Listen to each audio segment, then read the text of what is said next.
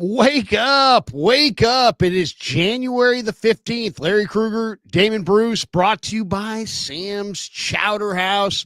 NFL playoffs, the Niners off season. Let's go right now.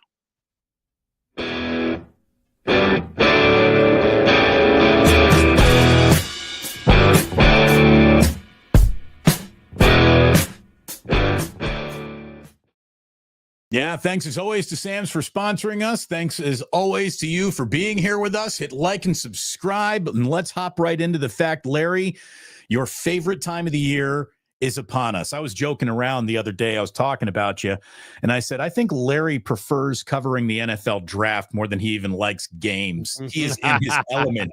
Like right now, he's probably watching some Southern Miss, Coastal Carolina tape, looking for some Sun Belt linebacker that Kyle Shanahan can ignore until week 10 when he needs help on special teams. But that's you and your element, baby. We're all a little bit different in life, and your difference in life is you love the minutia of the NFL draft. And Larry, we're 99 days away to the NFL draft. How about that?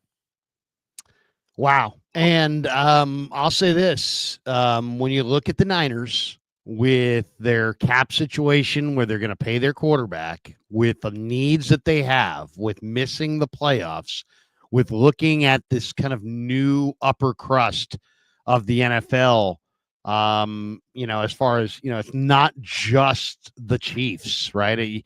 When the Niners lost to the Chiefs, it was like, how do they get back? How do they get back to the Chiefs? And the Chiefs, you should fascinate on the Chiefs. But now you suddenly look up and there's this whole top tier: Buffalo, Baltimore, Houston, Kansas City, the Chargers, possibly the Broncos could be coming.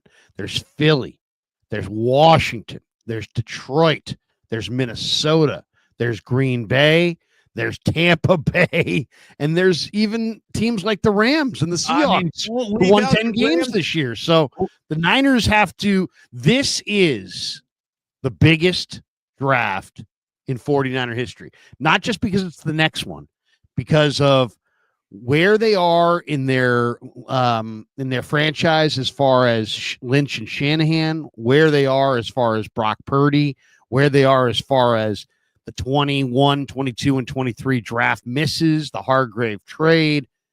There's never been a draft for the 49ers that has meant as much as this upcoming draft means. And they don't just need to hit, they need to hit with volume. Yeah. And that's a very difficult thing to do because, as you know, Damon, you could argue that every draft choice, whether it be the first pick or Mr. Irrelevant, is 50-50 to make it. But in reality, it's the guys at the top are great odds, and the guys in the back have terrible odds.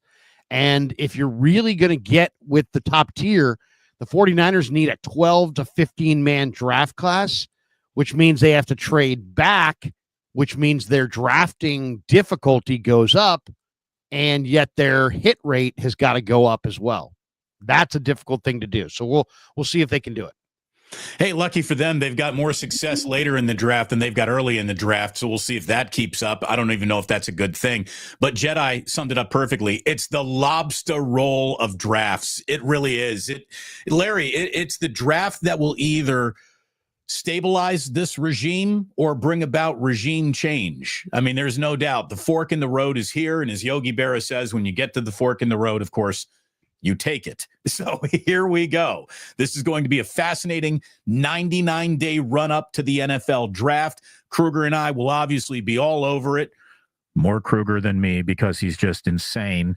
And this is a great time of year, though. This is a fun time of year. It's almost a second season that the NFL has carved out for itself. So it should be fascinating. You know, I know that there was a report today, or at least a story today. What was it, a Niners Wire? Yeah, 49ers Web Zone, pardon me, had a story about an NFL scout talking about, just Kyle Shanahan and how the league thinks about him and how the noise around Kyle Shanahan from some fans has gotten testier and nastier than ever. But, his position amongst NFL people still is held in high regard. And at the end of the story, he, makes the comparison that I think every hopeful 49er fan, every Kyle Shanahan backer makes that argument. They ran good old Andy Reid out of Philadelphia, and then he goes on and he's in a position to be the first coach ever to win 3 Super Bowls possibly this year. And tread carefully, because Kyle Shanahan, as some are suggesting, you and I have suggested, fits that Andy Reid type of mold. And the story ends with the unnamed NFL scout going as so far as saying Kyle will win 3 Super Bowls, but maybe he does it in his next spot. Now, again, can he win 1 first? Let's not have Kyle winning 3. I'd like to see just 1, to be honest with you, but I certainly agree with the premise of the article. Mm-hmm. Yeah, it was a great article. Yeah, oh, go ahead. Well, I was just saying, this last weekend is proof, absolute proof, that anybody can have a bad day in the playoffs, and really good really good coaches can turn back into pumpkins in the playoffs. And look at the success that Kyle has had in the playoffs, because it can end in the wild card round if you don't have it buttoned up right. A 14-win, looked like they were ready to serve up the old what for to the NFC, goes home after 4 quarters, and the Rams kick the Vikings' ass. The Packers a year ago are a young, up-and-coming team that you want to be like. You want to be like the Green Bay Packers if you can't be the San Francisco 49ers. They got their asses handed to them by Philadelphia. They got physically beat up by a better football team. Things change rapidly in this league, and when you think you got a quarterback who can win, when you got a coach who can win, you got to see through the defeats and hold on to that belief that you got the right guy for the job. And I know it's not popular, but I think the 49ers still got the right guy for the job, Larry. Well, it was a really good article written by Jeff Howe in The Athletic, and it was kind of an article written about how the Patriots didn't just beat teams in their era.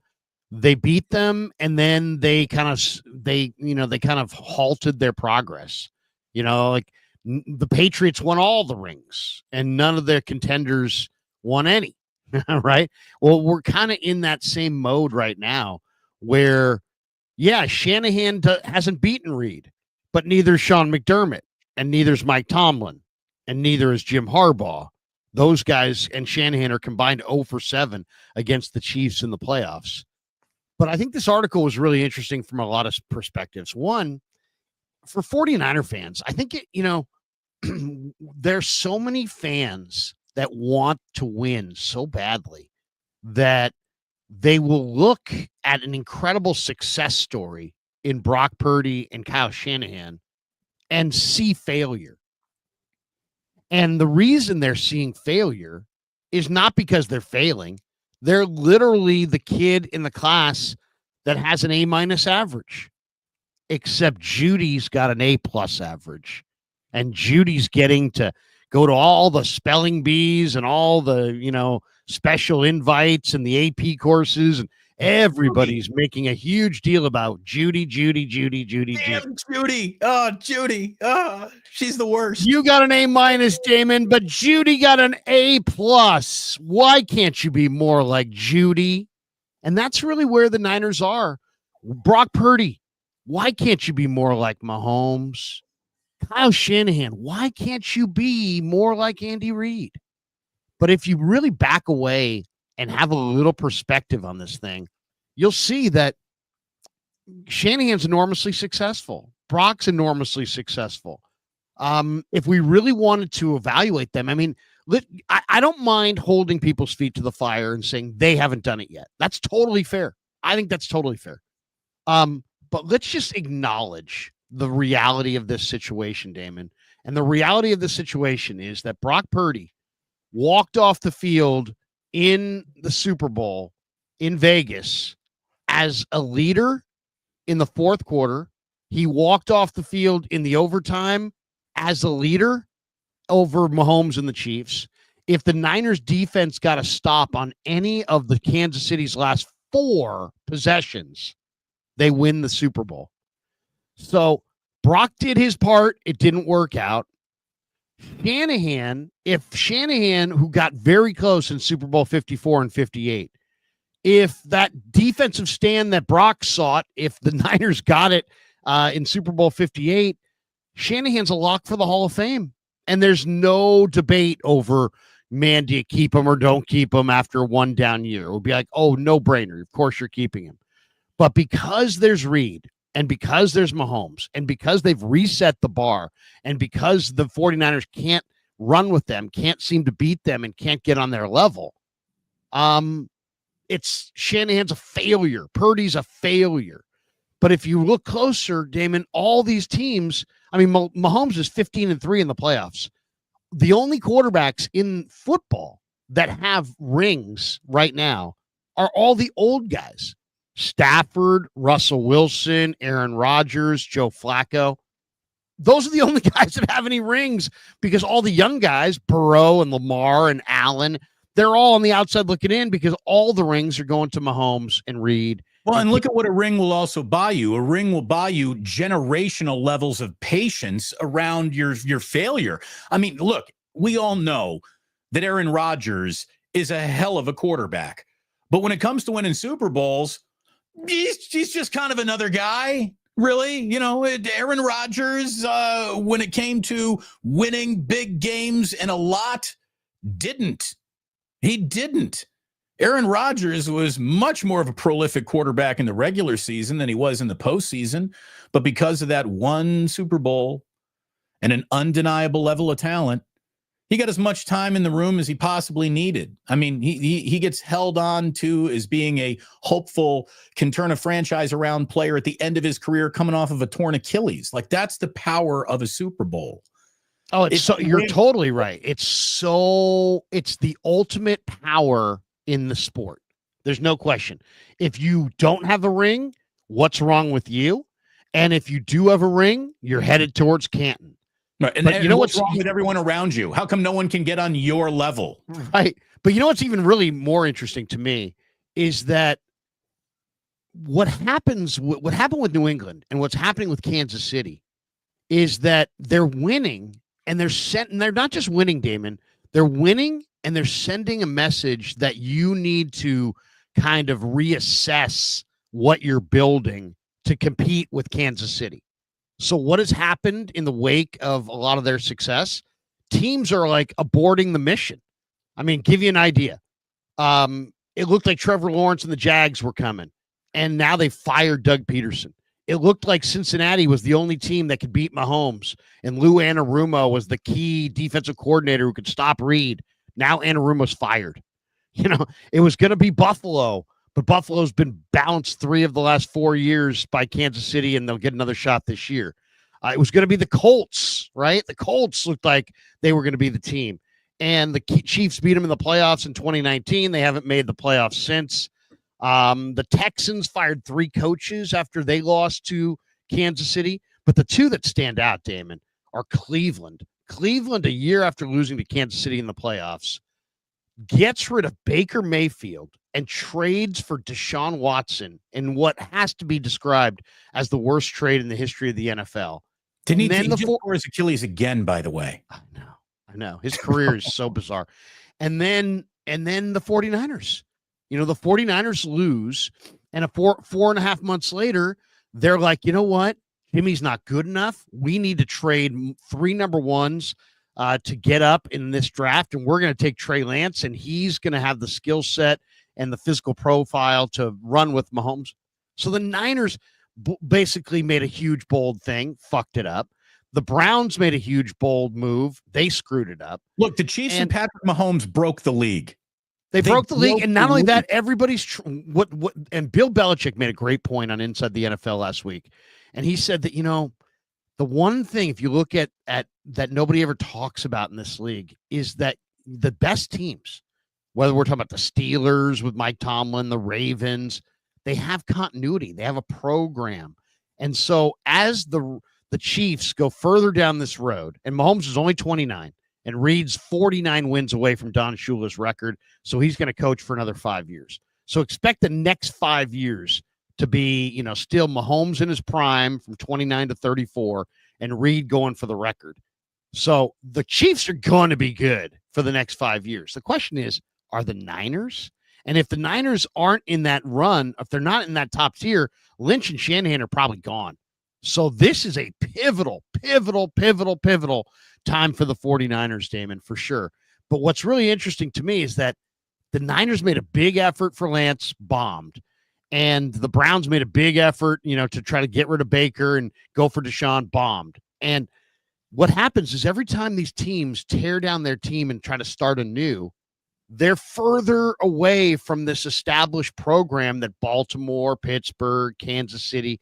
So those teams like Kansas City benefit even more because of the continuity that they have, because of the lack of continuity in the teams trying to beat them. Well, and it's very difficult to just put together a program right away and then just boom, there you are, and you're beating the best teams in football. So it's almost easier to run a pivotal experiment. Larry, it's almost easier to run your experiment in reverse, like reverse engineer it. Let's talk about the bad teams. What do they have in common? Constantly going back to the boneyard. No quarterback. Constantly going back for a reshuffle or a new set of hold cards. They're constantly Raiders asking for a redeal. Give me a new quarterback. Give me a new coach. Give me a new GM every 3 years. Like Antonio Pierce is gone now. And the only thing I can tell you is that no matter who the Raiders hire, unless Tom Brady is really the puppet master pulling the strings behind enemy lines now, if it's up to Mark Davis, no matter who is hired, they'll be gone in 3 years. Guaranteed. There's no plan, and there's no staying with the plan. I mean, you're totally right. Since the Chiefs took control of the division in 2016, yes, listen to this. Chargers have had 4 head coaches and 2 GMs, not including the interim people. The Broncos have had 5 coaches and 2 GMs. The Raiders have had 5 coaches and 5 GMs, and now they're on the verge of replacing Pierce and Telesco. So there's been all this turnover in the division, and all those teams keep starting anew, and there's no way they can run with Kansas City. So the bottom line is Kansas City, it's kind of like they are the modern-day Patriots. They don't just beat you. They make you abort your entire plan and figure out a new way. Everybody started drafting D linemen and corners when they were going against the Patriots and when they probably needed to bolster their offensive lines and running game. And instead, they saw Tom Brady and they're like, oh, we got to get more DBs, more D linemen. We got to do it. We got to do it. Bottom line is what I took away from this weekend in the NFL. It's really hard to win. A lot of these great young quarterbacks who are so much better than Brock Purdy aren't really better than Brock Purdy. The regular season matters because there were 6 playoff games this weekend and the home team won 5 times, technically 4 because the Rams were in a neutral, but the Rams were the home team and they won. We understand what happened there. Yeah. So, I mean, the home teams typically win in the playoffs. The better quarterbacks. I mean, if you just said I'm betting all the home teams, you would have went 5 out of 6. If you said I'm just going to bet all the better quarterbacks, you might have gone perfect. Stroud over Herbert, Jackson over Russell, Allen over Nix, Hurts over Love, Daniels over Baker, Stafford over Darnold. I mean, Damon, is it as simple as you need the best quarterback because the best quarterbacks only are the ones who win championships for the most part? Outside of very few exceptions. And if you have a great quarterback, great quarterbacks tend to win in the playoffs. What do you think? Well, again, you win in the playoffs. That's how we define who's great quarterbacks or not. So they sort of walk hand in hand. Look, if you have the right head coach and the right quarterback, you have basically planted the garden. Now, how will it grow around them, right? I mean, you're there. You're halfway. Now it's just, let's see what fruit this bears, but we're definitely going to get a yield here. We know we got something. And then, how good can you prune your bushes and how good can you fertilize everything and how good is your watering and the care that you put on it. But yeah, you have to have the basics, and the basics for any sort of just consideration in this league is you got a head coach and quarterback who know exactly what they're doing. And I do think that the 49ers have that. Might not have been the best year to show as the example of it, But again, things change so fast. And every football team is a million data points coming together to basically answer the right or the one question. You got a winning formula here or don't you? And sometimes you have to see through the losing to recognize that you still got a winning formula. I think the 49ers still have a winning formula, even though it didn't work for them this year. And I would suggest they keep at it. I would suggest no jarring, shocking, they walked away from Brock here at this point in time. You don't do that. Now you want to talk about franchising him, not making it very long-term commitment to him. We can have that conversation. We can talk about how Spotrac has estimated what Purdy's salary will be. And we'll get to that in just a second. But, maybe this is the wrong room to make this example because everybody here pretty much watching, I'm guessing, doesn't like the Cowboys and likes to make fun of the Cowboys and talk about how, they're trash and Mike McCarthy and blah, blah, blah, blah, blah. I don't know if the Cowboys should have gotten rid of Mike McCarthy, to be totally honest with you. Like, they've been pretty successful under him. They just haven't won it all. And this year was a backtrack year due to a lot of injuries and a constantly meddling owner. By the way, did you hear Troy Aikman and what he said about the Dallas Cowboys? No. Troy Aikman basically said that, when it comes to the Cowboys job, there is no more attention that comes, you can't go get more attention than being head coach of the Dallas Cowboys. But what you have in attention, you don't have in like an actually well-run organization around you. Like the Cowboys are a little bit of a mess and a real chance to win. The example he gave was there's no way Dan Campbell could ever be the head coach of the Dallas Cowboys because Jerry wouldn't want Dan Campbell to be himself because there'd be too much attention on Dan Campbell and not enough left over for Jerry. And that's a meddlesome owner right there. Well, I don't know that that's the truth. I don't know that that's the truth. Troy Aikman said it. I mean, I don't, I'm just. I don't know that that's the truth, though. I don't know that Jerry, I know Jerry wants to run the team and Jerry wants to run him and his kid to run the team. I've asked the question for years. I mean, would Jerry rather have one more ring and not have control or have control and have no more rings? And I think the answer is clear. He has decided that he wants to have control, and the rings are secondary. When you prioritize winning, you win. When you prioritize other things take precedent. That's what he's done here. He wants to play with this toy. It's like getting a really expensive baseball card, for Christmas, and it's in plastic and everything. Well, it's like you just want to take it out of the plastic and you want to put it in your bicycle spokes, play with it, but you really can't. It loses all of its value if you take it out and play with it. But some kids, guess what? They take it out and they play with it because their want in the present is more important than what's best in the long term, and that's at the core. The problem the Cowboys have is that. Well, look, I know that Troy Aikman is hardly a hot take artist, and he's not in the embrace debate industry. And all good things in Troy Aikman's life flow through the river of him being one of the great Dallas Cowboys of all time. It's not like Troy to shit on the Cowboys the way that he did pregame of that Rams-Vikings game, just sitting around talking about the state of the NFL and. He basically said, whoever the next, this isn't as good a coaching job as Jerry thinks it is. And it's because of Jerry. That's what Troy Aikman said. And I just thought that was interesting. And by the way, as Mike McCarthy is now on the beach, I saw this on Twitter that Mike McCarthy needs a better publicist, or Mike McCarthy needs to go on Ozempic or something and lose 30 pounds and just shave so he doesn't look like he's always dumpster diving, because Mike McCarthy is a better head coach than anyone thinks. I don't want him to resurface in Chicago. I don't know where the next team is going to come from Mike McCarthy. But listen to this. Playoff appearances over seasons, Larry. Mike McCarthy's got 12 playoff appearances in 18 seasons as a head coach, and he gets made fun of all the time. That's as many as Mike Tomlin. Mike Tomlin is 12 for 18, but he's got no losing seasons buoying him. Sean Payton, who everyone thinks, Sean Payton's much better than Mike McCarthy. Sean Payton only has 10 playoff seasons in 17 coaching seasons. Division titles, Mike McCarthy has 8, Tomlin has 7, Peyton has 7. Playoff wins, McCarthy has 11, Peyton has 9, Tomlin has 8. Mike McCarthy needs a better agent. He's become fashionable to dump on because all the attention that comes with the Dallas Cowboys. They, if they were a more well-run organization, probably retain Mike McCarthy.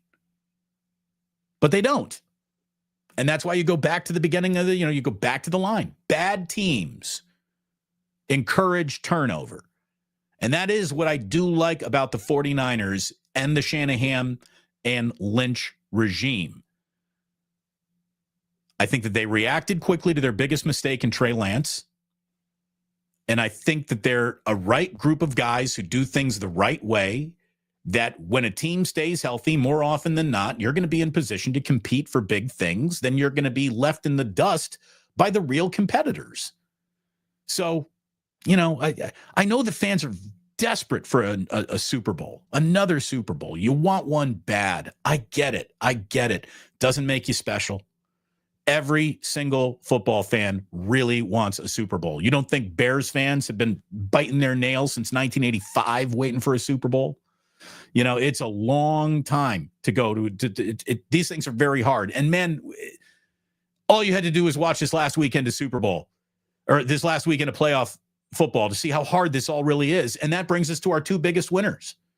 Larry, the two biggest winners of this last weekend were two quarterbacks who really didn't even play. I mean, perception becomes reality in this league. And let me tell you, J.J. McCarthy, winner. His placeholder, a guy that might have stunted the growth of his young professional career. Sam Darnold, if you're the Minnesota Vikings, you're not getting in bed for that mega long-term deal now with Darnold. Maybe you bring him back. Maybe you don't after he goes belly up in the two most important games of the year. So a big win this weekend for J.J. McCarthy, and a big win this weekend, I think, for Brock Purdy, as he watches quarterbacks who everyone says are much better than him lose and lose and lose. And not just lose, but lose throwing 4 interceptions. I mean, there is some dramatic results that happen in the postseason. And without doing a thing, I think Brock Purdy comes out looking better than he did going into it. I mean, without throwing a pass, Brock Purdy's profile, I think, was elevated. And I think that the money's going to be great for Brock. The money's going to be really good for Brock. Look around this league. You want to go back to Sam Darnold? Who's mentioning that? Saying the 49ers should go back to Sam Darnold. Really? Because Sam Darnold's never done anything in the postseason. Brock's already won 4 postseason games, and all you keep on telling me is that the regular season doesn't matter. Postseason is everything. And you're going to go back to a guy who's never won a postseason game instead of sticking with the guy who's won 4? Like, make it make sense. I don't think anyone can. You're all over the place today. I mean, okay, first of all, let's go back to Mike McCarthy. Mike McCarthy, first of all, 500 in the playoffs, was in Dallas for a good run there. He was there from 2020 through 2024. 5 years. They won 12 games 3 years in a row and got bounced all 3 years in the first round of the playoffs. He has 0 playoff wins in Dallas. That's why he's out, because he was given, most coaches get like 2 years, 3 years. They gave him a 5-year run in Dallas, and he went 49-35, which is pretty good, 583 win percentage. But when you win 12 games 3 years in a row, people start having expectations about your playoff appearances. And when you duck out in the first round and to the Niners in 21, first round of the Niners in 22, then you get upset badly at home by Green Bay in 2023. And then they dropped to 7-10 this year. I think it was right for them to move on. But I mean, that job is not I wouldn't evaluate McCarthy solely based on that job, because that job, I don't know that you can do that job if the owner and the owner, it's like trying to be Steve Kerr without the rings. It's like, you got the owner and the owner's kids involved, and they want to have decision-making ability. and they don't deserve decision-making ability because they're not really, football people, or in the Warriors case, basketball people. And so now you've got the owner and you've got the owner's meddlesome kids all involved in the decision-making, when then none of them have any personnel chops. None of them were a director of college scouting. Nobody was ever the director of pro scouting. There was no road scout. There was no regional scout. There was no cross checker. They have none of those experiences. So they just were in the general business world. And then all of a sudden their daddy bought the team, and now they're in a front office trying to pretend they're Jerry West, trying to pretend they're Ozzie Newsome. And it just doesn't work that way. You just can't pretend. So I don't blame McCarthy. But I do think it's smart for him to move on. Just, I don't blame McCarthy. I do think McCarthy's a pretty good football coach. He's won double digits. Let's see, 1, 2, 3, 4, 5, 6, 7, 8, 9, 10, 11. He's won double digits 11 times, but he also hasn't won a playoff game, or he hasn't won a Super Bowl in 15 years.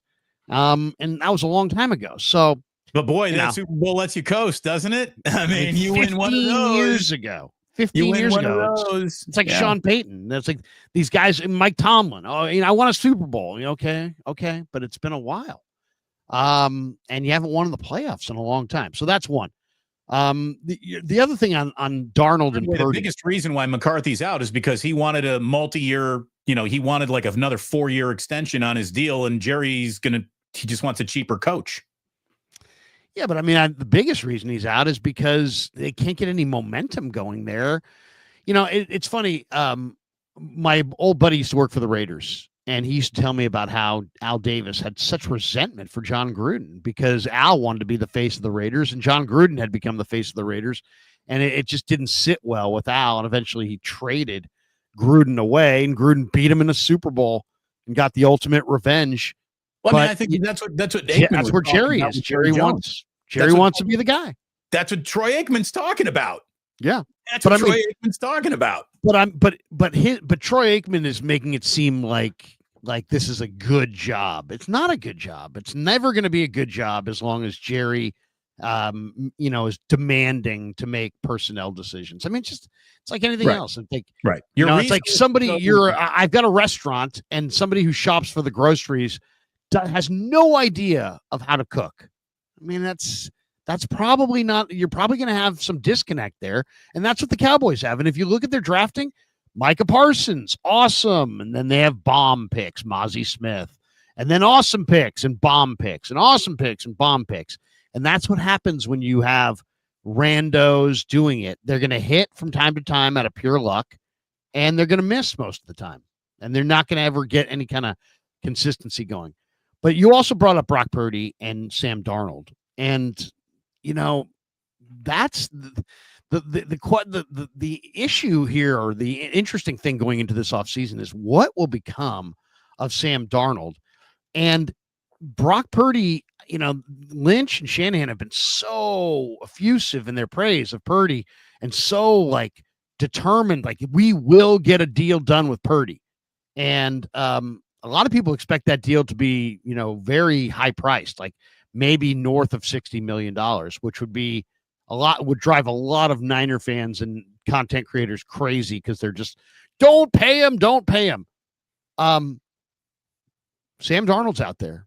If the Niners didn't want to pay Brock Purdy, or thought that Brock Purdy wasn't the guy, you could argue that a good move would be to sign Sam Darnold and trade Brock Purdy to one of these quarterback needy teams for, 4 or 5 draft choices, and bingo, there you go.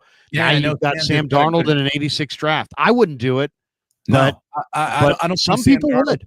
I don't think Sam Darnold and Brock Purdy are mirror reflections of each other. I think one is much better than the other, and the guy who's much better is Brock. And I know that the last regular season, Darnold put up, 4,200 yards and his 30-something touchdowns against his interceptions. It was good.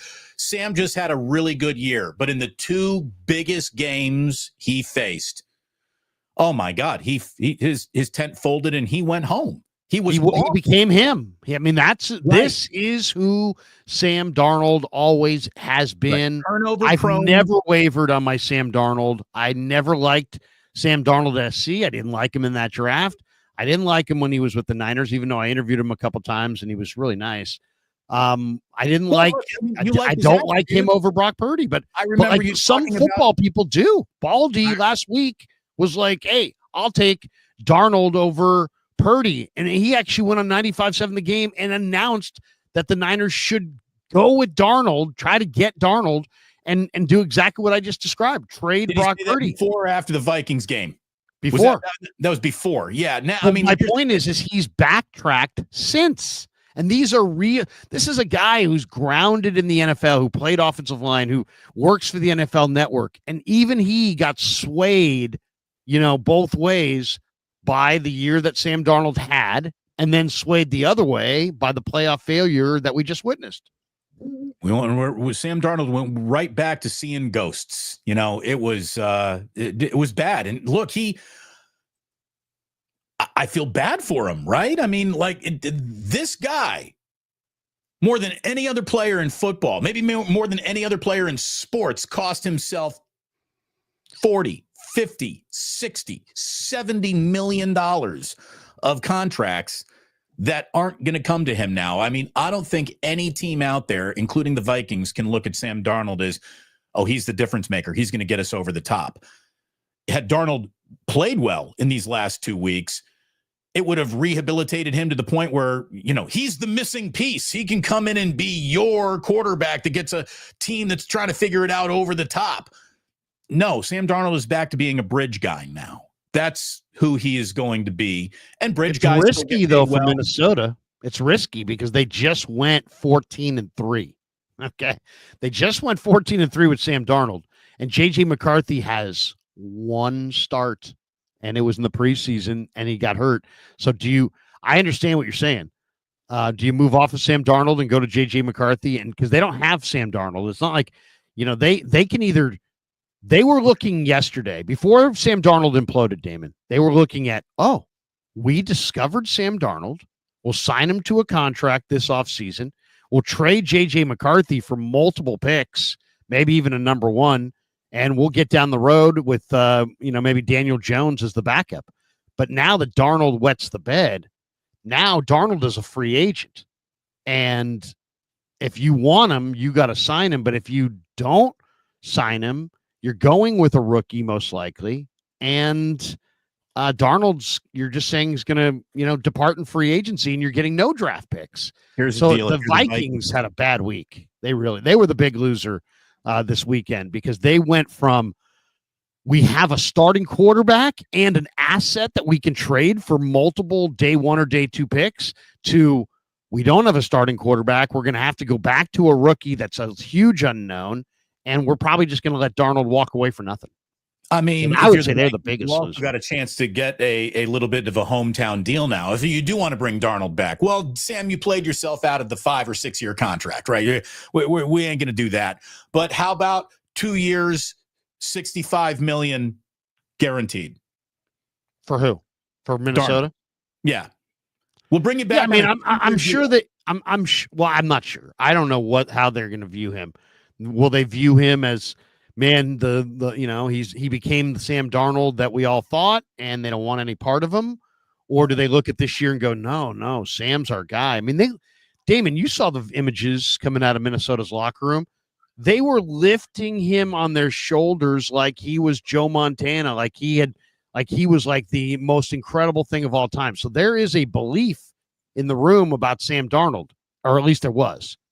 Did it all evaporate with that one loss to the Rams and his fumble and interception? I don't know. I'll say this: the easiest bet of the weekend was the Sam Darnold over a half interception. I mean, that was that's money. That was money. I'll say this: the other big winner this week. Somebody, Belichick on Inside the NFL, said Kansas City because they rested. But I'll say this: the biggest winner that I saw, or the biggest eye opener of the weekend, were the Houston Texans. And why do I say that? Just because, I mean, the Houston Texans were my pick at the beginning of the year to go to the Super Bowl against the Niners. So I actually saw the Texans getting better. But man, just watching them this weekend, I know it's been kind of an uneven year for CJ Stroud. But just on the defensive side of the ball, D'Amico's got Will Anderson and Daniil Hunter coming off the edges. He's got Azeez Al-Shaair, Christian Harris, and the De La Salle kid from Bama, Henry Toa, or whatever his name is. Krakatoa. Henry Toa, or whatever. Who's playing great. However you pronounce his name, he's playing great. And then they have two true number one corners in Derek Stingley Jr. and Kamari Lassiter, the rookie from Georgia, who's just a physically dominating corner. So watching Houston beat the Chargers. Now, granted, beating the Chargers at home is not the same as going to Arrowhead and beating Reed and Mahomes. So there's a major step up in class this week. But I'm giving Houston a puncher's chance of beating Kansas City. Why? Because it's all going to – I really believe that Stingley and Lassiter are going to shut down Kansas City's receivers. And I think it's really going to be about, can Mahomes with nothing at wide receiver and just Kelsey beat the Texans? And they probably will, Damon. They probably will. I will say this. Derek Stingley and Kamari Lassiter, when team has two number one corners playing at that high of a level, it's the all-time equalizer in a passing sport like the NFL in 2025. So I'm giving Houston a shot, man, and I definitely like Houston in the points, and I give them a shot to win because of Stingley Jr. and Lassiter. I think Houston's offensive line might get beat up in this game and change that equation quickly. And, look, if you are Houston and you watched CJ Stroud be last year's version of Jaden Daniels, right? I mean, he was the belle of the ball. Everyone was blown away by his rookie year. This year, his offensive line let him down, definitely regressed, and he had major injuries to Tank Dell and Nico Collins throughout the year. So there were a lot of moving parts offensively. But if you are a Texans fan, whether you win this game in Kansas City or not, you got to feel great about your organization. You got the coach, you got a defense, you got a quarterback, you got the makings of an offense that can really move the ball. And you just, again, do you like the direction? Do all your data points come together and say, yeah, we got the right thing going, keep it together? Or do they come together and you say, yeah, I'm not impressed, we got to break it apart? Houston is screaming, keep this together. It is, they are, I think they've taken over from the Green Bay Packers as the young up-and-coming team in the NFL you want to be. And obviously the Washington Commanders have gone right to the front of this conversation too, given that they got a stud rookie quarterback and all the cap room in the world and a team that actually has something going for it for the first time in forever. So, it's funny you should say that about Houston, because I think you're totally right. And there's a reason for it. And the reason that Houston is so good is the Deshaun Watson trade. That's why Houston's so good. People talked endlessly about the Herschel Walker trade, and that was a great trade. It was. It gave the Cowboys like 7 draft choices and 6 players, and it enabled them to kind of break away from the rank and file NFL team and build themselves a dynasty in a short amount of time. Smith and freaking, because they hit on all those picks. They hit on a lot of them. Darren Woodson, Russell Maryland, Troy Aikman, Dixon Edwards. I mean, they hit on a lot of these guys. James Washington. I think Jay Novacek was part of the haul. I mean, Novacek. I mean, they hit on a lot of these. Tony Casillas was part of that as well. So they hit and they got all those picks. And that's why they're good. Well, guess what Houston did? Houston's deal was even more one-sided. I think it's like 13 players or picks. And if you go down and look at that list, it's Will Anderson, it's Christian Harris, it's Derek Stingley, it's all these guys. All came from those picks from that Watson trade. And that Watson trade has elevated the Texans now. And that's kind of why I really believe that the 49ers won. And I'm doing a video on this later today, that if the Niners are going to get off the canvas and get back into the top tier, get back into the Super Bowl mix, and actually prevail and win it, they're going to have to do what the Cowboys did with Herschel Walker. They're going to have to do what the Texans did with Deshaun Watson. I'm not saying make a trade. I'm or trading a player. I'm just saying what those teams did was they traded assets and got a lot of draft capital and then hit. And that's what Dallas did. That's what Houston did. That's what the Niners need to do. Okay. They're going to have a top 12 pick. They're going to pick 11th. Don't pick 11th. Trade from 11 to 15. Trade from 15 to 19. Trade from 19 to 26. Trade from 26 to 28. Start your draft at 28 and add 5 or 6 picks for moving down in the process and get yourself a 16 or 17 guy draft class, because look at it. You need a kicker. You need a number 2 quarterback. You need a running back. You need a wide receiver. You need 2 tight ends. I would say you need at least 2 offensive linemen. That's 8. You need 2 defensive tackles. That's 10. You need a defensive end. That's 11. You need 2 linebackers. That's 13. You need a free safety. That's 14. You need 2 corners. That's 16. You need at least a 15 or 16 man draft class. All right, let me ask you're going to fill your needs. Let me ask you this. It's possible. You're John Lynch, and you do want this robust draft class, and the only way to get it is to flip an asset. Which current under contract asset from a player standpoint do you think would deliver the biggest return from the 49ers? Bosa. So do I. But boy, you trade Nick Bosa. You are playing with fire, because that guy was your defensive pressure almost exclusively unto himself through the entire year. Leonard Floyd got his hands on a couple dudes. Malik Collins rushed the quarterback, I think, 4 times all goddamn year. So you get rid of Nick Bosa, you better hit some draft picks for sure. But look at what just happened. What if I had told you a year ago? That's a big, yeah. What if I had ever told you, Larry, that the year that the Rams say goodbye to Aaron Darnold will be the year that they have 9 postseason sacks in 1 game? I mean, Les Snead did a great job rebuilding that line. By the way, can I show you want to talk about the least reported upon, everybody missed it storylines in football? That Rams defense coming together, sort of, hidden in plain sight. In the second half of this year, the job that Sean McVay did in the second half of this year should put Sean McVay in the Coach of the Year conversation. I don't think any team had as good of a playoff performance as the Rams just did. If you knew nothing about the Rams and the first weekend of football you watched all year was last weekend, you would have walked away saying, yeah, I think the Rams can win the Super Bowl. They look fantastic.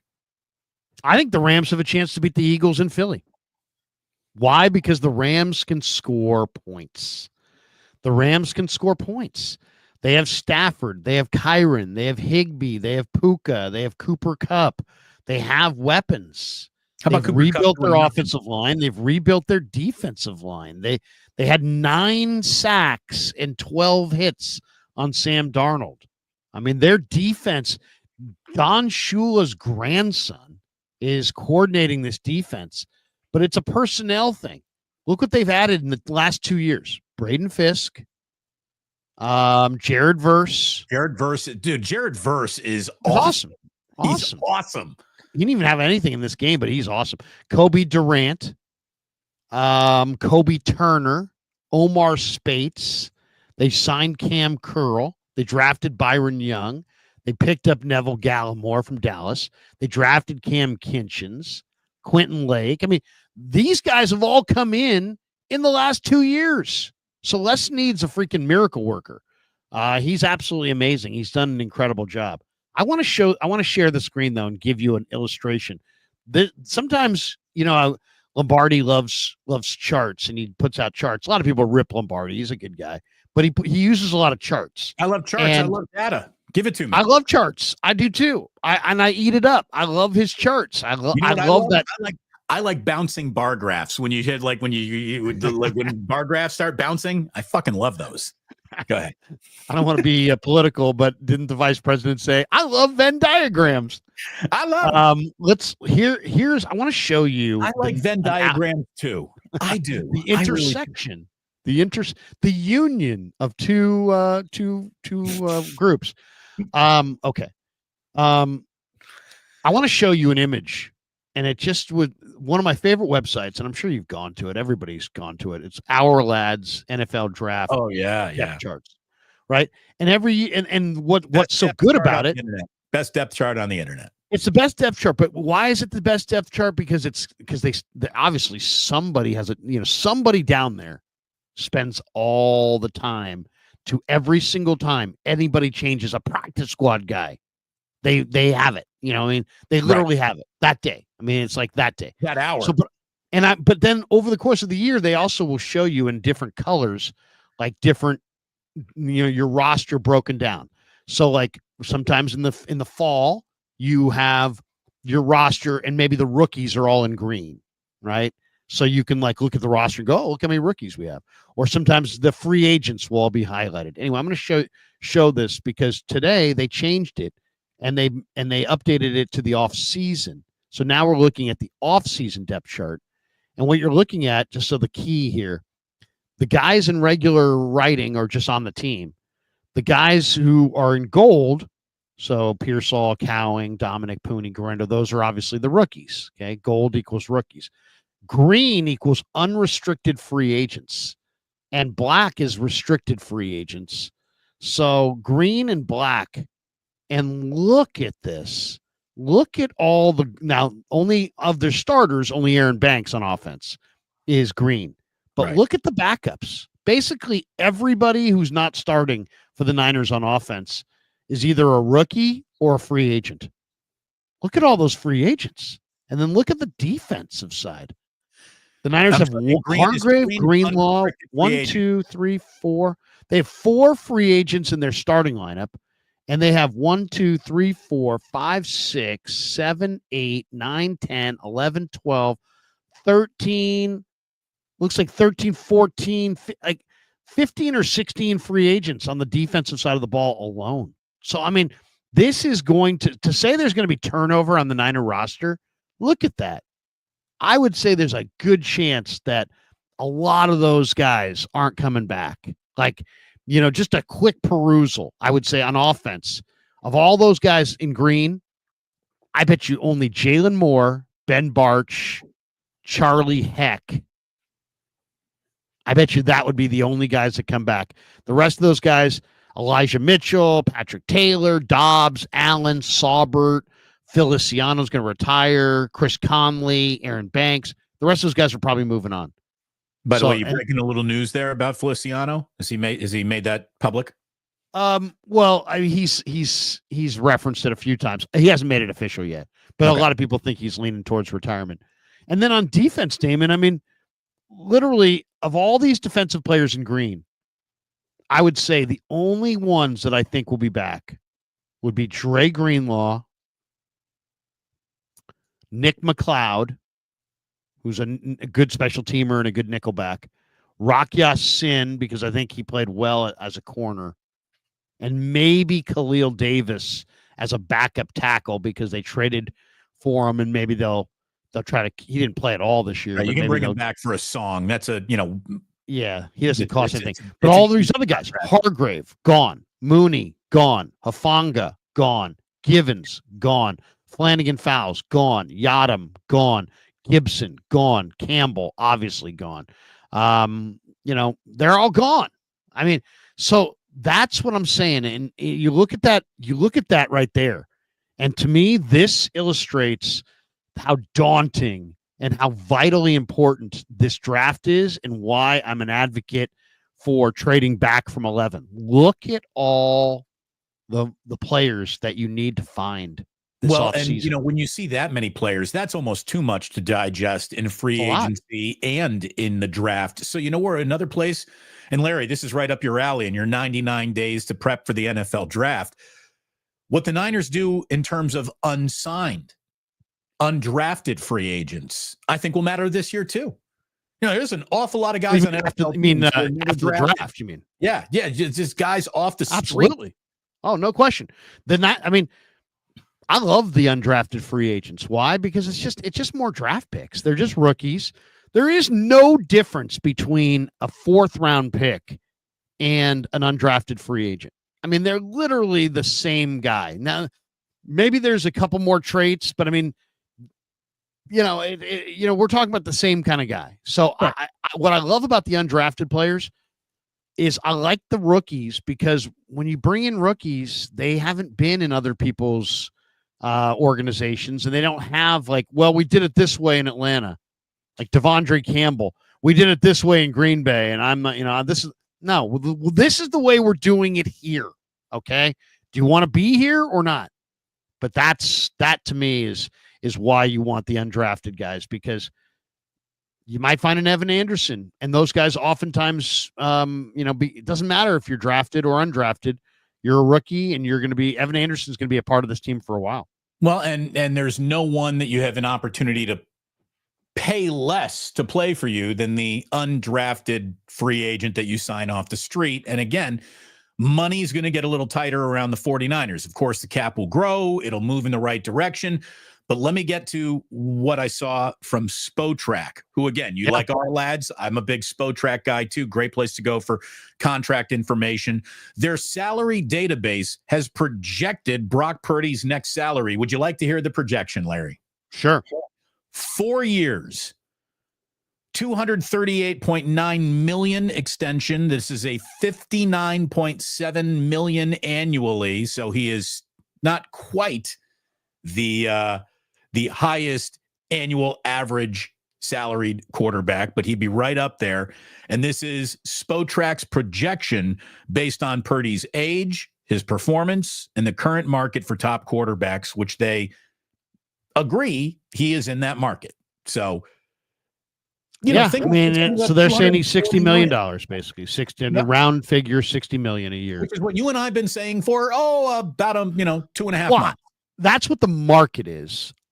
I don't know that I want to pay him that, but I mean, that's what the market is. So then the question is, can you get a little grace from Brock and his agent as far as, can they give him a discount so they can build a better team? I mean, I think Brock is a smart enough guy to see that last year to this year kind of shows that, you know what, you can be a starter in the NFL and just, be okay, or you can be a starter in the NFL and compete for championships. And the less money he takes, the better chance the Niners can compete for championships. So I know the Niners are going to put protections in that contract, out clauses or whatever, things that protect them. It would be great if Brock could settle on a number that was attractive to him, palatable to him, but still a little bit of a haircut so that the Niners can get him some receivers, get him some backs, get him some linemen, build up a defense, because their success is going to be predicated on not just Brock, but what they have around Brock. And if you're Brock's agent, your message is, hey, you wanted a discount on the guy? He just gave you the greatest deal in the Bay Area since Steph Curry's $11 million a year MVP season. And I would say to him, Kyle, and that's his name, Kyle. I would say, Kyle, do you want to win the battle but lose the war? What do you want? I can pay you the most money, and your guy, and you can be celebrated, and your guy can be celebrated. And every time you visit the Purdy home in Arizona, they got a room for you, and they love you, and this and that. But right, your guy ain't gonna win no rings. He ain't gonna win no rings. If you want everything, and I think Brock wants everything. I think he wants to get paid, but I think he wants to win. I think you got to figure out what price point enables you to do both. To get paid great, have that security, take care of your family, but also give your team a great chance to win. Because Mahomes is at 45 and he's got all the rings, and all these other guys in the 50, 60 range have none combined. And I think that has some impact. I mean, I think that has some correlation, I should say. I think there's some stat. No team has ever won a Super Bowl with a quarterback commanding more than 28% of the salary cap or something like that. That's outdated. I just kind of pulled that number out of my ass, but there's something in that neighborhood of forewarning to quarterback salaries out there. It's hard to have everything in life. It's hard to get everything. It really is. Everything usually isn't on the table all at once. That's why you got to go to Sam's, because they got everything. They got blue skies. They got the best location you've ever seen down in Half Moon Bay. They got a fabulous staff. They got a great restaurant, and they got that lobster roll right there. It's the home of the Oysters Rockefeller, and I think this would be a good time to discuss my philosophy with the Oysters Rockefeller. Could I order 6 Oyster Rockefellers and eat all 6 easily? But you know what? I don't. I want to share them with somebody. I want to have 3 and have somebody else sitting there with me have 3 as well. Could I eat 6? There's no doubt I could eat 6, but I'm not really winning if I'm eating 6 Oysters Rockefeller by myself. I'm winning when we go to the winners line or the winners window together. So yeah, I mean, there you go. What Paul Shankman would do, he would look at you. He would see that 6 and he'd just go, let's get 2 of those. Let's order 2 of those. Everyone gets 6. This is what you want. You want an owner who spends to win. And that's what Paul Shankman and his wife, Julie, are down in Half Moon Bay. Thanks to Sam's for sponsoring us as always. Hit like and subscribe. We got lots of people in the room watching right now. Thank you so very, very much. Like and subscribe. Our good friends. Let's see what else we got, Larry. Judah says, be an adult and have a raw oyster. First of all, I've had raw oysters before. My buddy Steve Baker and I went down to the Water Bar on the Embarcadero a couple years ago and had some oysters on the half shell raw with just a little bit of vinegar. It's like, do I want? It's like it reminded me of like when I was a kid and I got like sand in my whatever, my breathing thing, I got sand in my goggles or whatever, and it got a little bit in my mouth. I like stuff that comes from the sea, but I don't want to taste the ocean. You don't want to taste la mer. Yeah, I think the raw oyster probably is the most overrated thing I've ever eaten in my life. It tasted like the ocean.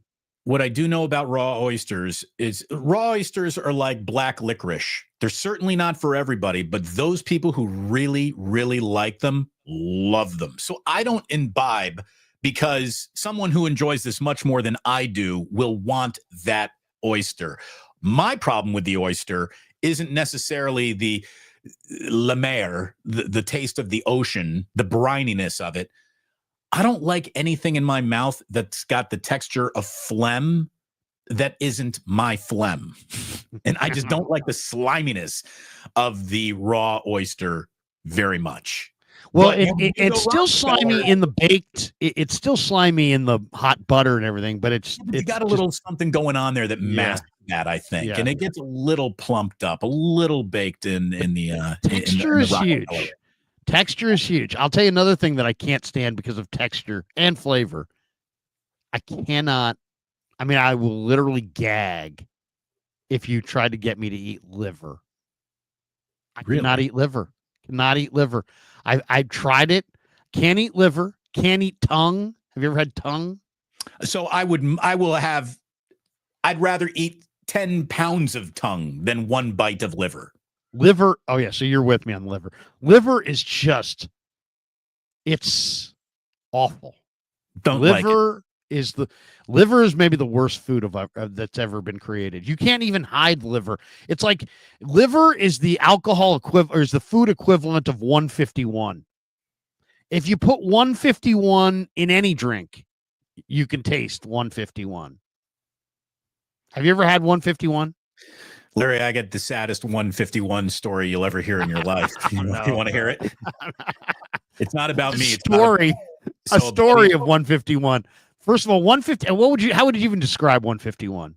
It's the equivalent of drinking rubbing alcohol. It's just so bad. It tastes like it's flammable because it is. Right. A buddy of mine who had a what's the nice way to say it? Oh, yeah, there is no nice way to say it. You just have to be real about it. A cocaine problem. A buddy of mine who had a cocaine problem, when he couldn't get cocaine. Is this Michael Irvin? No. Come on. It's not the playmaker. Look at it this way. Mike and I was thinking of which Damon's friends do I know that have cocaine problems? First one I thought of is Michael Irvin. Buddy of mine used to say, hey, cocaine's not addictive. I know people have been doing it for 30 years. Anyways, when he couldn't get his Coke, he would take a cap of 150, like the bottle cap of 151, and he would snort that up his nose because it would create the same nostril burn that made him reminiscent of the cocaina. So this is sad stuff. I mean, you really have to have a talk with your friend when you see him snorting bottle caps of 151. And I was like, dude, we need to talk.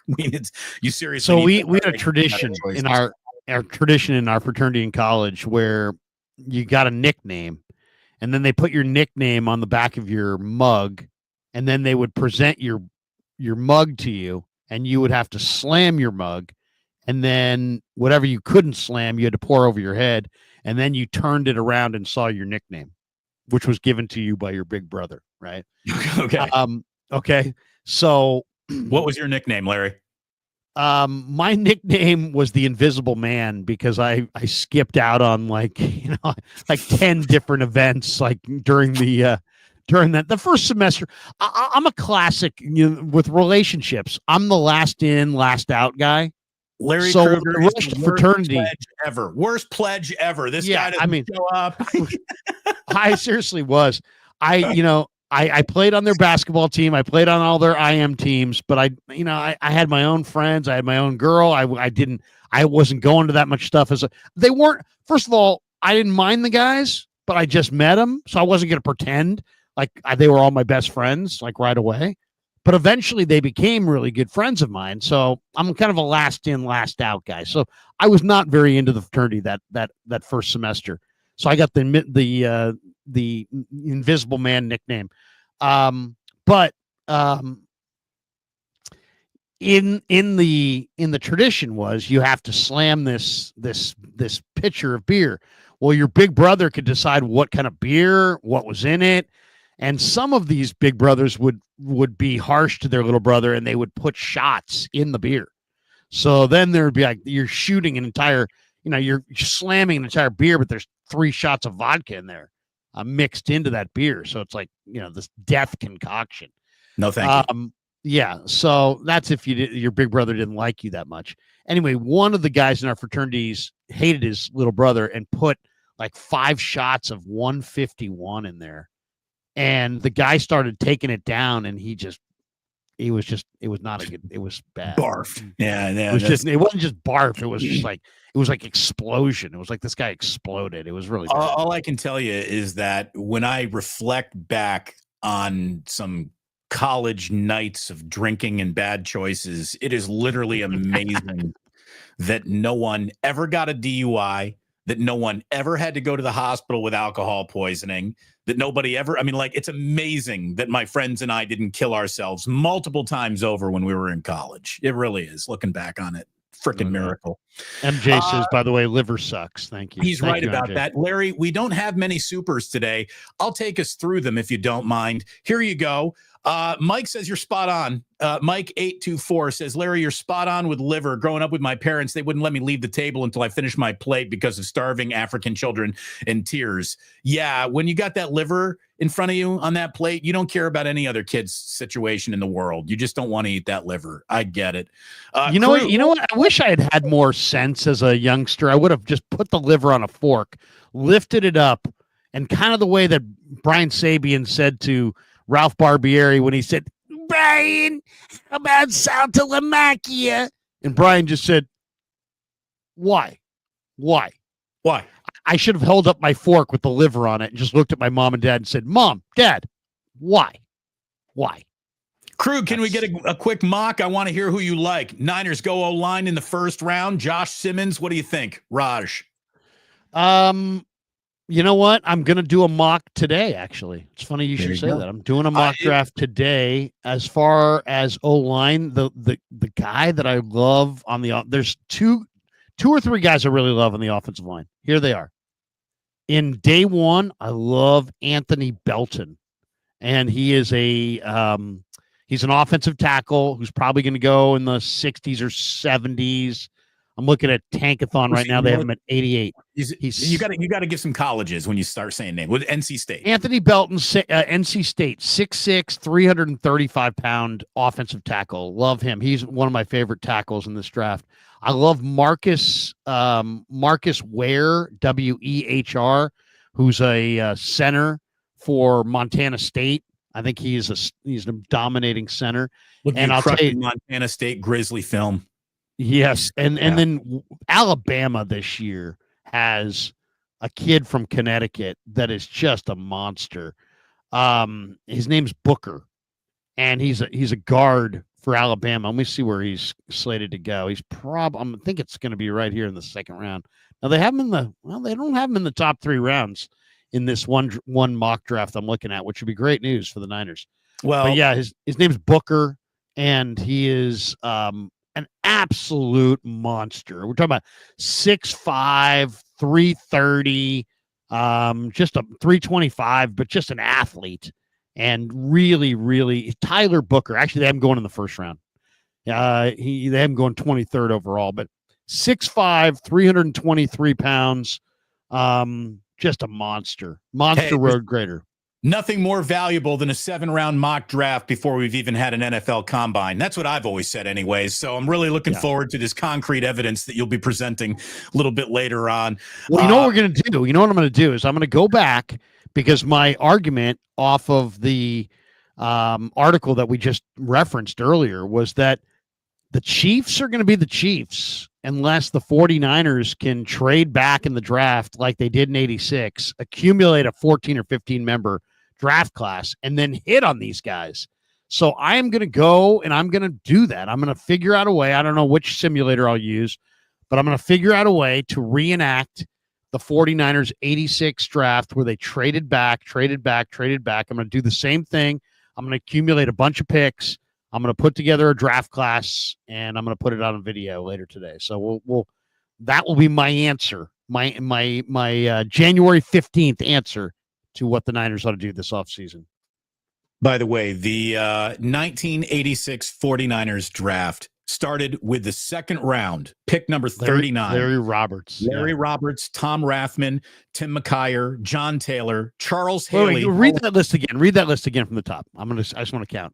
Larry Roberts, Tom Rathman, Tim McKyer, John Taylor, Hall of Famer Charles Haley, first pick of the 4th round, number 96 overall, Steve Wallace, Kevin Fagan, Pat Miller, Don Griffin, Jim Pop. Now we're in 8th, 9th, and 10th rounds that no longer even exist. But Jim Pop, Tony Cherry, Elston Stinson, and Harold Hallman. So not all these guys popped, but 8. You're talking about 8 starters. Yeah. 8 starters in one draft, 86 draft. So I'm going to see if I can come up with an 86 draft of my own. And that to me is their ticket. And I really believe it. So we'll see if we can put together I know it can be done in this mock draft world. I just don't know how credible it will be. We'll have to see.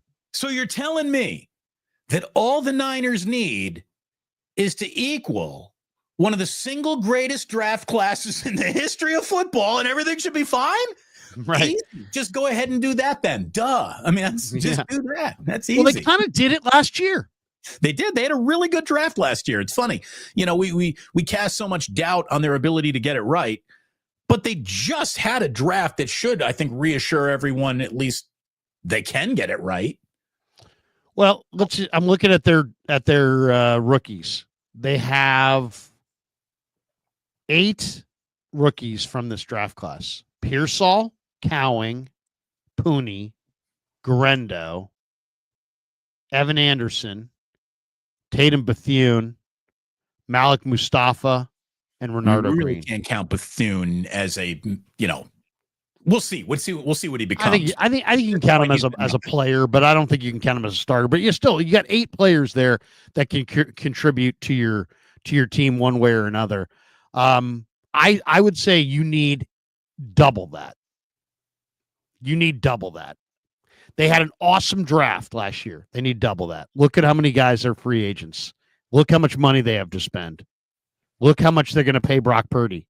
They need a 12-man draft class as sure as I'm sitting here. And if it was 16, they'd be better off for it. And it's doable. That's the other thing. It's doable. But they're going to have to, say no to Mason Graham or Malachi Starks or Kelvin Banks, or, they're going to have to, bypass that blue chip guy that they're staring at right now with the 11th pick in the draft, and they're going to have to trade back. I'll give you an example. Right now, Tankathon says the Niners at 11 will take Mykel Williams from Georgia in front of Ashton Gianti from Boise, Jalon Walker, the Butkus Award winner, and Tyler Warren, the Penn State tight end, who are all great, right behind them. So you're going to have to pass up on a great player. Is Mason Graham off 11. The board in that mock? Is Mason Graham? Because I keep on seeing Graham from Michigan being he's going 5 in this mock. Okay. Yeah, I mean, I think Mason Graham is probably going 5. The way this mock goes, it has Shador 1, Cam Ward 2, Travis Hunter 3. And I think most people have those 3 guys at the top. Then they have Abdul Carter 4. He was awesome for Penn State. Graham 5. Will Johnson, the corner from Michigan 6. Malachi Starks, the awesome free safety from Georgia 7. McMillan, the gigantic receiver from Arizona 8.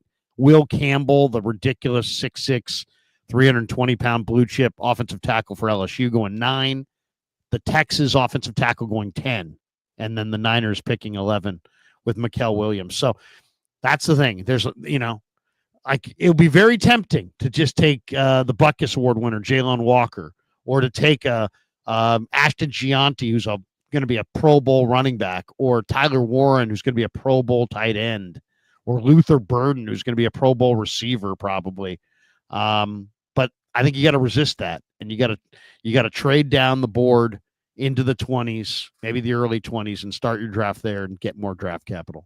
The only bit of news that we did not discuss at all on today's show, I guess we should get it in here just for the permanent record that is this show, the show of record about your 49ers. Thank you for watching. Wake Up, like, and subscribe, our good friends. Adam Schefter reporting that the 49ers have interviewed former Panthers special teams coordinator Chris Tabor. Tabor's worked in the NFL since 2008. He's been with the Bears, the Browns, the Panthers, and has been elevated from interim coach to he got elevated to interim coach of the Panthers when Frank Reich got fired. But after the latest changes of the Reich regime, I guess he's been on the beach. Tabor has not been he wasn't brought back in 2024. So after a year of boat drinks, he wants back in, and we'll see if he gets an interview. He has been interviewed by the 49ers for their special teams opening. What that means for Nick Sorensen, I do not know. All eyes on Robert Saleh making decisions here. Apparently, the Jaguars are interested in Robert Saleh. He's got history with them as a former linebacker coach. I don't think he and Balky have any crossover, but that is something to keep an eye on. Robert Saleh and Jaguars apparently are batting their eyelashes at each other pretty hard. So we'll keep an eye on that. We'll see what that means for defensive coordinator, but should be an interesting week and a half. By Wednesday next week, I guarantee you that defensive coordinator or when that special teams coordinator job is filled. I don't want to see it go to Sorensen. I looked at his numbers when he was Jacksonville's special teams coordinator. They weren't good. As far as Tabor, he did have the Panthers with the fifth best special teams unit according to EPA. So that's a good sign. I mean, if the Niners could ever have a top 5 special teams unit. The other guy that I think is interesting is Bones Fossil. With McCarthy done in Dallas, that means Fossil's deal is up in Dallas as well. It doesn't mean it, but it is. Isn't that Fossil's kid? It's John. There was Jim Fossil. It was the guy who coached the New York Giants to the Super Bowl. Is John Fossil John Fossil's kid? I think it wouldn't be his kid. It might be his brother. Okay. Might be his brother. There might be a relation there, but it's not. It's not. John Fossil is definitely an older guy. Is there a single profession? Is there a single profession in America that has more my sons followed in my footstep than coaching in the NFL? Yeah, auto racing. Yeah, you're right. That's really good. The Petties, the Foyts, the Mears, that seems like there's a lot of these guys. We're looking at some generational turnover in the NBA too, where, it's official. The sons of players that I'm rooting for are now in the NBA. But yeah, there's an amazing amount of this is the family business that happens in football. Well, I mean, in coaching too, it's like, somebody's got to trust you early on. Are you telling me that every guy named Kubiak's a good coach? I mean, every son of Gary Kubiak, and yet they all get opportunities because they grew up in the family business, and it's a lot less risky to take a chance on, basically the low good man on the pole is usually the quality control coach or a grad assistant in college. And a lot of times, coaches don't want to take a chance on these guys because they are meaningful to winning. They don't want to take a chance on somebody who doesn't, it's not the family business. So, there's a lot of nepotism for sure. There's no question about that. The nice thing is that nepotism might get you the job in sports, but it won't keep you there. Results keep you there in sports. I'd say the same thing about broadcasting too. Like, there's no doubt that Joe Buck found a lot more microphones in front of his mouth because his daddy was Jack Buck. But then Joe Buck was pretty damn good at it too. There is something about nepotism. It's not that hard if you want to work at it. I mean, right. There was Harry Carey, then there was Skip Carey, then there was Chip Carey. Are they all great? I mean, yeah, they're all pretty good. Broadcaster is harder than a lot of people think, and Tom Brady is proof of that week by week. This is the only thing Tom Brady's never been great at in his entire life, apparently. But he's not good. He's not good. He he's done at the end of the year, isn't he? He illuminates nothing. Yeah, and I think that he's got the out clause. I mean, that's the thing. He's gonna want to go be the Raider because he's gonna get. This is the first time ever Tom Brady's heard the entire world say, "Tom, you're not good at this." And I think that's got to rub him the wrong way a little bit. He will take a bow after his. So Fox has got the Super Bowl this year. Brady's going to do the Super Bowl. His coverage will be inferior. He'll get crushed, and then he'll just go and do the Raiders' job. He just is awkward. There's just awkwardness about him. And then just, these guys who like fall in love with themselves. If you want to know who's falling in love with themselves, just watch how many guys allow themselves to have like a perfectly manicured 5 o'clock shadow on TV. If you have a perfectly manicured 5 o'clock shadow at all times on TV, that's, what they call that? That's You know what they call the permanent 5 o'clock shadow? No. It's called the Kapler. Yeah, Kapler. It's the Gabe Kapler. It's if you have a constant state of manicured stubble. Again, you're sort of shaving, but you're sort of not because you want to look 5 o'clock stubbly cool at all times. You definitely give off a whiff of the douche. That's who you are. You are a douche. Well, no, think about it. You have all this hair on your face. You're trying to show that you're kind of like the wild man. I'm a man and I grow hair out of my face. Oh, but then I'm actually kind of a douche who's going to sit there and edge it all the way along here. So it's perfectly, you don't see a hair here, but right. Like the Marlboro man was he sitting there edging his beard? You know what I mean? No. You show me somebody with a really defined edge beard. Isn't that kind of counter to the whole beard concept? Aren't you letting it grow because you just want to let it grow? But then you're going to manicure it because you got to have a line or the person that tries to create a jawline when they don't have one for themselves. Oh, yeah. Like, all this. It's like, dude. The fat man's beard. Or just the incredibly weak chin beard.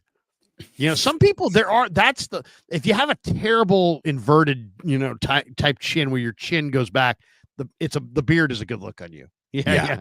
If you don't By the have, way, if you have a protruding chin, then you can go beardless. But if you have kind of a weak chin or a chin that kind of avalanches in, the beard is your call. By the way, we got one last chat to put up here before we say goodbye to everyone, Larry. Speaking of sports nepotism, Kevin Krueger weighing in saying, I'm a product of nepotism, according to many. Yeah, seriously. Well, here, look at it this way. Some morons like, it's total nepotism that your son is working for your channel. I'm like, dude, I'm lucky enough to have a son who could help his dad, get through this transition from radio to YouTube seamlessly. And he is all benefit to me. And yet people are like, he doesn't deserve his position because it's nepotism. You're right. I hired my son. I could have hired just some random from San Jose State or something, but instead I hired my son. Let me just say this about Kevin Krueger and the accusation of nepotism. There's no doubt it helped him get the job. But in sports, what you do determines whether you keep the job or not. And as someone who has seen Larry and Kevin work together, Larry's working for Kevin. Make no mistakes about that. Make absolutely no mistakes about that. It's Kevin's channel. Larry is the talent. Kevin is the program director, and he works Larry to the bone. This is why Larry's on air at 9 a.m. and still on the air at 11 p.m. on the same day. Kevin is working slave labor hours for Larry Krueger, and so we'll see if Larry has what it takes to keep up with Kevin Krueger eventually. That's the way the Krugers work together. Seriously, he's like the ball. He's like the roughest boss I've ever had. Chua wait a second. Chua had one there, said that John Fossil is John Fossil is Jim Fossil's son. All I would say is I haven't seen Jim Fossil in a while, but John Fossil to me looks 58 years old. So how old do you think Jim Fossil is at this point? I got to look that up. Jim Fossil. I don't know. Kevin Wood with his super coming in late here. Thoughts on Luke Lachey? A lot of good Iowa tight ends. I love Iowa tight ends. I haven't studied him, but I love Iowa tight ends for sure. Coming in at a 20 spot. Thank you very much. Damon Ataha again.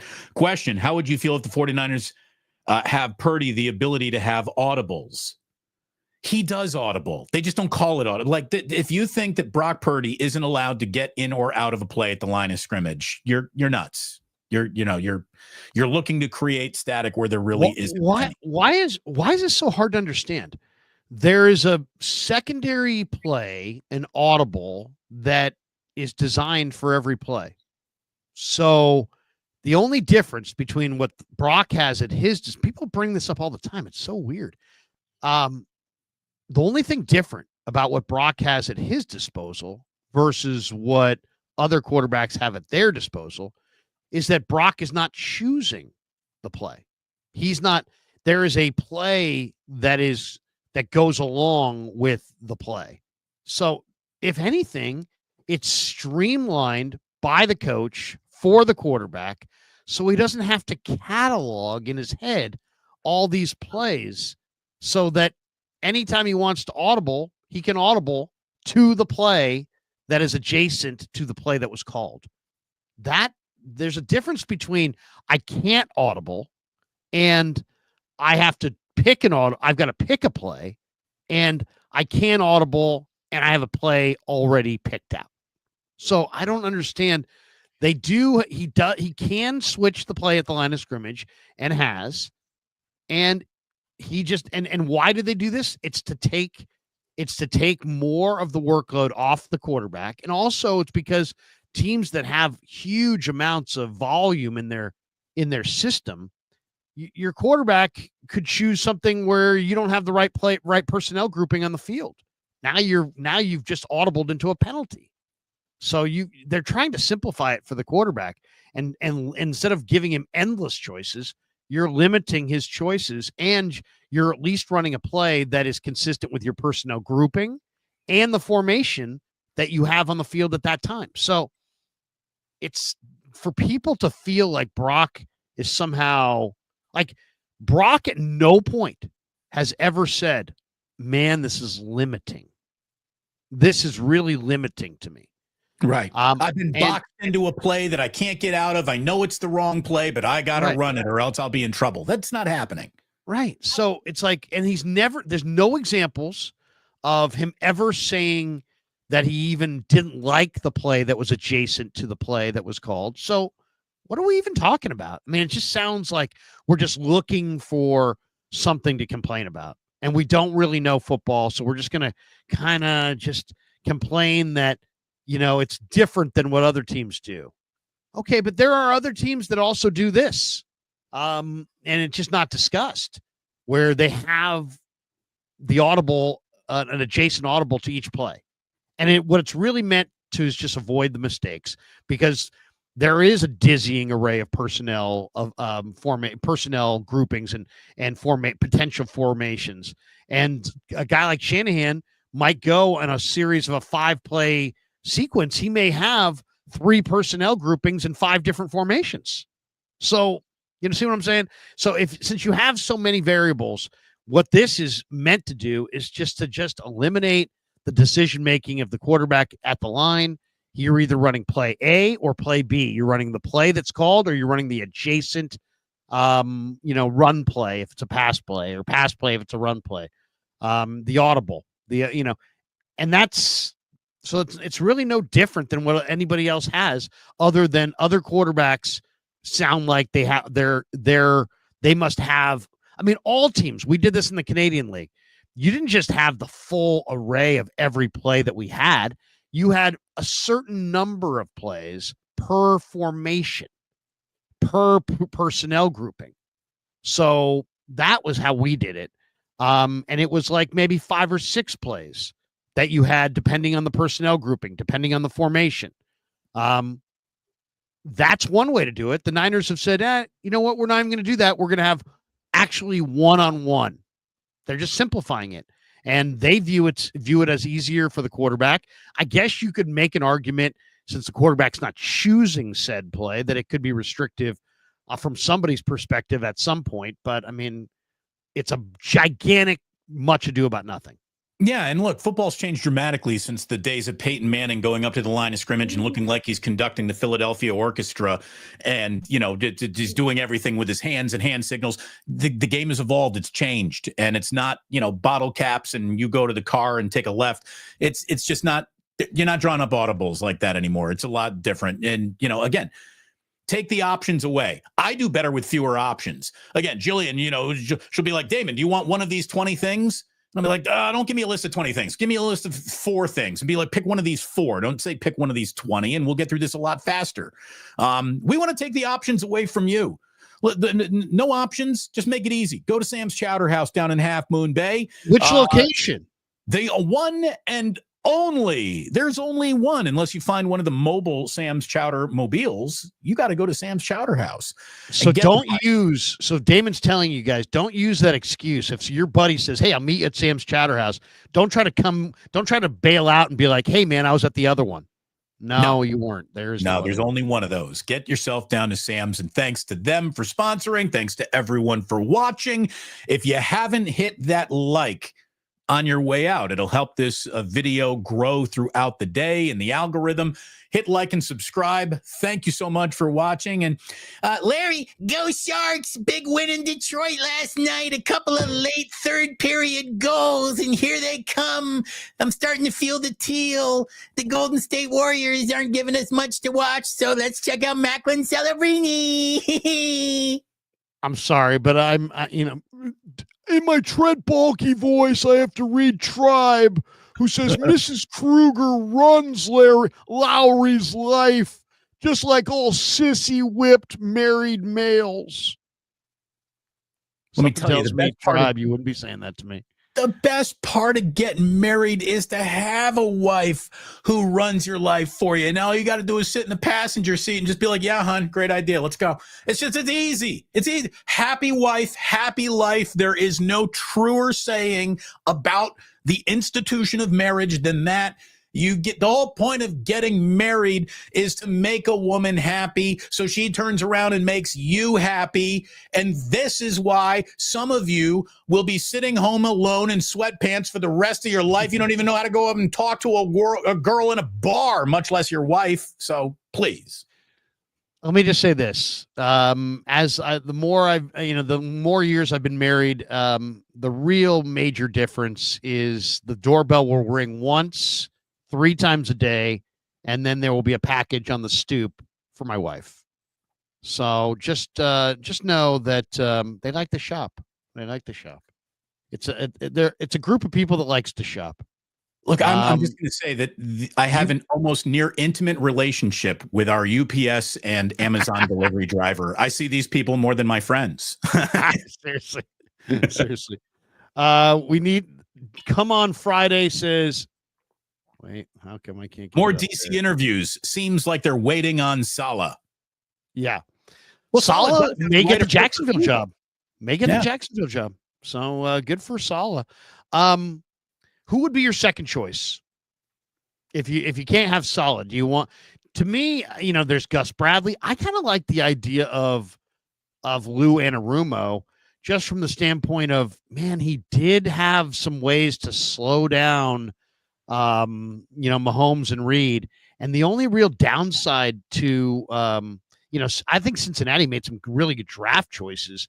But the reason they've regressed defensively is just because they let DJ Reader walk and they don't sign their free agents. They don't sign free agents. So I just think that I think in some ways the talent is eroded for Lou Anarumo. I like Anarumo, and I'll say this. Nick J says, I want Anarumo. He had Hendrickson playing great. I'll say this. Hendrickson's a free agent. If I could get a defensive coordinator that could also bring with him a coveted free agent that I want, that would be nice as well. And Trey Hendrickson opposite Nick Bosa would be spectacular. That would be spectacular. I'm going to just give a little shout out to Gus Bradley, because I think that the 49ers defensive strength is about to be inverted from what we've seen over the last few years. I think they're going to be better in the back end than they are up front. Yeah. And that to me screams bring in the guy who coached up the Legion of Boom.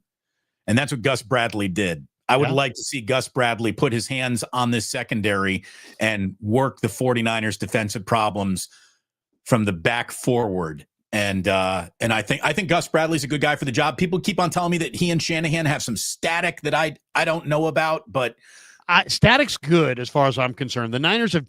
I want to see every. You want uncomfortable. There you go. I want uncomfortable. Seriously, they were comfortable this year. Jake Moody was comfortable. Brian Schneider was comfortable. Nick Sorensen was comfortable. Every time anybody asked Kyle Shanahan about anybody, he said glowing things. Everybody was too goddamn comfortable. No more comfort. Get a draft consultant. Make Lynch uncomfortable. Get an offensive coordinator with some power. Make Kyle uncomfortable. Whatever. Go get another quarterback who can actually do it. Make Brock uncomfortable. Make opposing quarterbacks uncomfortable. Build up your defensive line. No more comfort. I want to see the theme of this upcoming season would be screw our comfort. We want to win. At the end, I got a little comfortable myself. I would come in, I'd wear the same Don sweatpants for like a week in a row, and it'd be USF Dons, go Dons. I'm going to tell you, we're coming after you, Tommy. You and the Cardinals and the Arizona Wildcats, we're coming after you. And I'm going to walk in 15 minutes late to my own show. That's how comfortable I am at the very end here. So, I got to go, Larry. I've given you, when I go to the second Ralph bit, that means I got to take a leak. All right. It's time for us to bolt for the door. Have a great day, everybody. Thanks to all of you. Thanks to Sam's Chowder House. Go to Sam's Chowder House. For Damon, I'm Larry. Peace.